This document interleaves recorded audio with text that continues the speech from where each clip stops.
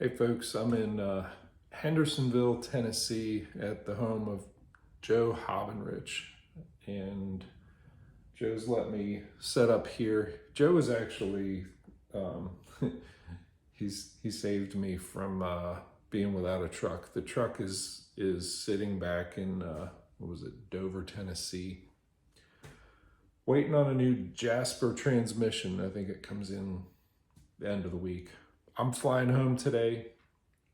Gonna spend some time with my family, then fly back later in the week and resume my trip. But right now I'm taking some time while Joe and his wife Susie are at church. It's quiet here.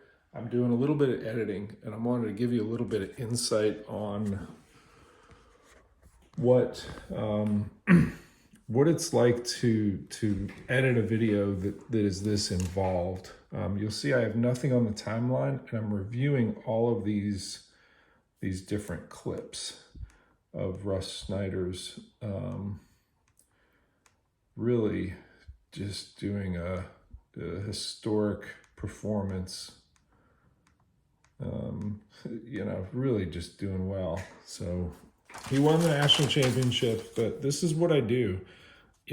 I look at all of the clips, give them ratings, 1 through 10, write down what they are, and put little H's for if they're highlight clip reels, make notes on whether, it's a good overlay clip for another video.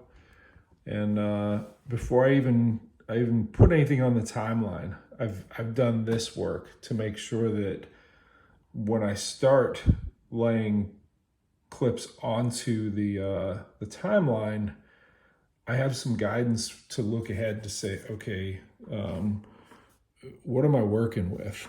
What is what's good, and what clips maybe aren't worth using, ones that I absolutely have to use, and which ones really support when we have dialogue.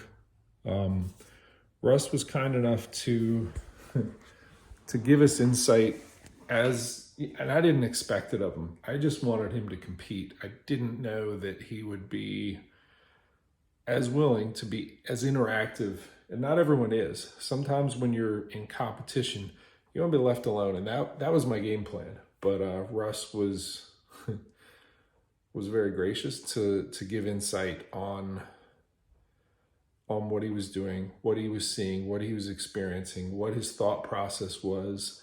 And yeah, we get to see him lose a big fish and briefly lose his composure, and then pull it back together, recognize that he was doing something right to get that big fish to bite, and like 6 minutes later, after losing a 20-incher, he catches a 22-incher, which really helped him. So this is fun. This, to me, I talk to a lot of people at the Kayak Bass Fishing National Championship that say, man, I love getting the clips and recording it all, but I hate the editing. The editing to me is getting to relive this adventure, and I love telling people's stories. And if there's something to learn from it, and I absolutely learned something important from us that I'm going to employ in my own fishing. So once that's up later in the week, please watch it. Maybe watch it twice at least. See what you can glean from the best there is.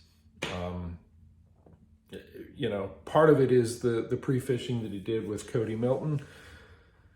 A lot of work went into it, but for sure, later this week, you're going to see this video posted and really learn what it takes, and maybe learn some skills that you can employ and improve your fishing. So I thought I'd give you a preview of what I'm working on.